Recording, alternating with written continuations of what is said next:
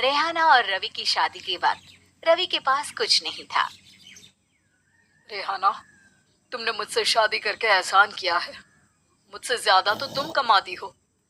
अरे तो क्या हुआ, एक दिन आएगा रवि कि तुम खूब पैसा कमाओगे। मुझे तुम पर पूरा विश्वास है। रवि और रेहाना खुद को स्टैंड करने के लिए पूरी मेहनत करते। रेहाना, मैं नौकरी नहीं करना चाहता हूँ। तो कोई बात नहीं, मैं नौकरी करके घर चलाती हूँ, तुम बिजनेस सेट करने की कोशिश करो। एक दिन। रेहाना, तुम जानती हो, मैंने जो विज्ञापन बनाने वाली कंपनी खोली थी ना, उसे बड़ी ब्रांड का ऑफर आया है। अब हम लोगों के दिन प्यारे न्यारे हो गए हैं। मैं जानती थी रवि कि एक दिन तुम सेटल हो जाओगे। रवि का काम अच्छा चल जाता है।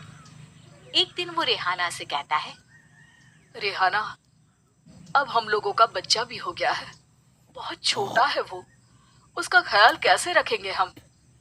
कैसे क्या, मैं गांव से माँ को लेकर आ जाती हूँ। नौकरी से हाफ डे ले लिया करूंगी। अभी तो वो छोटा है, स्कूल जाने तक मैं मैनेज कर लूंगी। देखो रेहाना, मैं अब अच्छा कमा रहा हूँ। तुमको नौकरी करके परेशान होने की कोई जरूरत नहीं है। अरे कैसी बात कर रहे हैं, मैं अपनी लगी लगाई नौकरी कैसे छोड़ दूं? और मैंने तो सुना है हम लोगों को कुछ ही महीनों में सरकारी नौकरी मिल जाएगी। सरकारी नौकरी में कितना कमा लोगी? उतने में तो मैं ड्राइवर रख लूंगा। रेहाना को रवि की बात का थोड़ा बुरा तो लगता है। कम से कम मेरी नौकरी की इतनी बेइज्जती मत करो। भूल गए, इसी नौकरी के बदौलत तुमने अपना बिजनेस खड़ा किया है। अरे वो तो मैं किसी के भरोसे भी कर लेता। देखो, अपने बच्चे को संभालो, घर का काम करो। अब बाहर जाती तुम अच्छी नहीं लगती हो। रेहाना रवि के कहने पर नौकरी तो छोड़ देती है, लेकिन अब बड़े से घर में उसकी कीमत किसी नौकर से कम नहीं होती।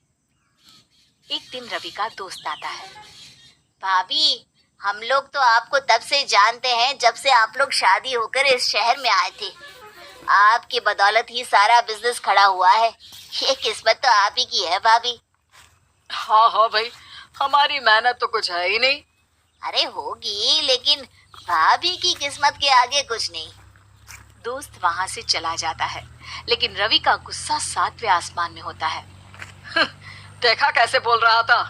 अरे बिल्कुल अच्छा आदमी नहीं है ये। कैसी बात कर रहे हैं आप?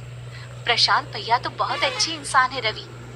कैसे उन्होंने हमारे मुश्किल वक्त में हमारा साथ दिया था। अरे था पैसा तो साथ दिया, नहीं तो कौन पूछता है? रवि का व्यवहार पैसा आते ही अलग हो गया। वो बंदे को बंदा नहीं समझता। घमंड से घिरे रवि ने तो एक दिन हद ही कर दी। रेहाना, मैं अब तुम्हारे साथ नहीं रह सकता हूँ।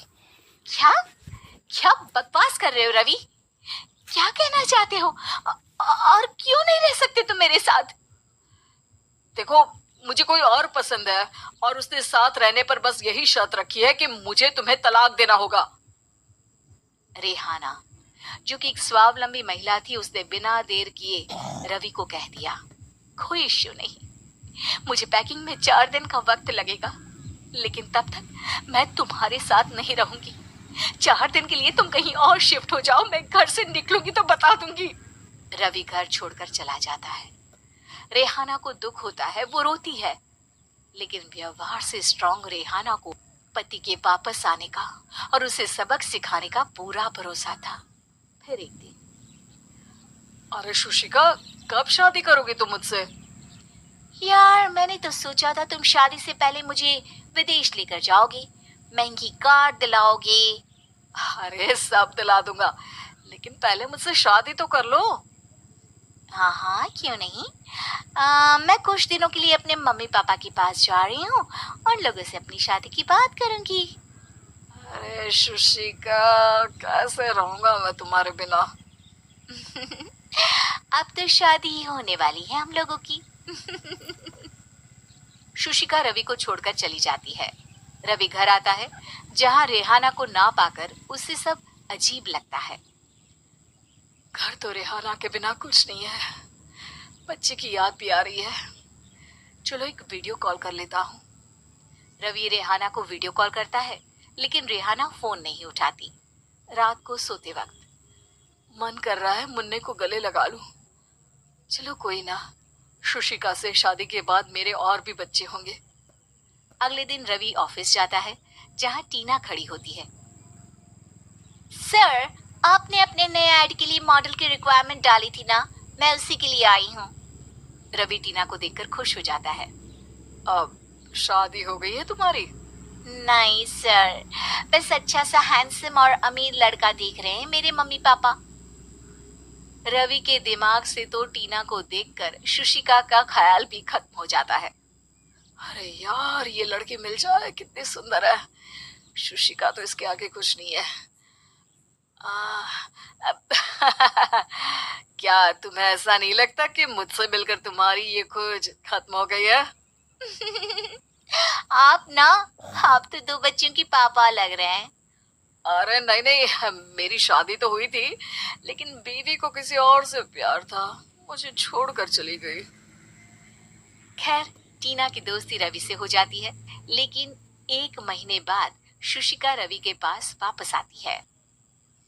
मेरे मम्मी पापा तुमसे मिलना चाहते हैं, लेकिन उन लोगों को ये मत बताना कि तुम पहले से शादीशुदा हो, और हाँ, शादी से पहले अपनी सारी प्रॉपर्टी तुमको मेरे नाम करनी होगी। अरे पागल, अब मैं तुमसे शादी ही नहीं करना चाहता। भला ऐसी लालची औरत से कौन शादी करेगा? तभी वहां टीना आ जाती है। रवि, ये पागल सी औरत कौन है? देखो, तुमने ही कह दिया ना पागल, तो पागल ही है। पता नहीं कौन है, कह रही है शादी कर लो, लेकिन शादी से पहले अपनी सारी प्रॉपर्टी मेरे नाम कर दो। बोल तो सही रही है। वैसे तुम जानती हो, मेरी एक सहेली है, उसके पति ने उसे पैसा आते ही छोड़ दिया, जबकि उसको खड़ा करने वाली ही मेरी सहेली थी। और मुझे भी भरोसा नहीं है। अगर मैं भी तुमसे शादी करूंगी तो तभी जब तुम मेरे नाम अपनी सारी प्रॉपर्टी कर दोगे। अरे हाँ हाँ, क्यों नहीं, बिल्कुल कर दूंगा। रवि और टीना की शादी की तारीख तय हो जाती है। वो अपनी सारी प्रॉपर्टी के कागज लेकर शादी वाली जगह पर पहुंचता है, लेकिन वहां टीना आती नहीं। रवि टीना को मैसेज करता है। कहाँ हो? सॉरी, मैं तुमसे शादी नहीं कर सकती, मुझे तुमसे भी ज्यादा पैसे वाला मिल गया। रवि को गुस्सा आ जाता है। वो गुस्से से सारा डेकोरेशन तोड़ रहा होता है कि वहां रेहाना आ जाती है। सर, क्या हो गया? क्या डेकोरेशन पसंद नहीं आई आपको? तुम यहाँ क्या कर रही हो? मैं यहाँ की डेकोरेटर हूँ। क्या आपको पसंद नहीं आई यहाँ की सजावट? रवि दौड़कर रेहाना के गले लग जाता है। मुझे माफ कर दो रेहाना। रवि रेहाना के गले लग जाता है और रेहाना टीना को थैंक्स का मैसेज करती है।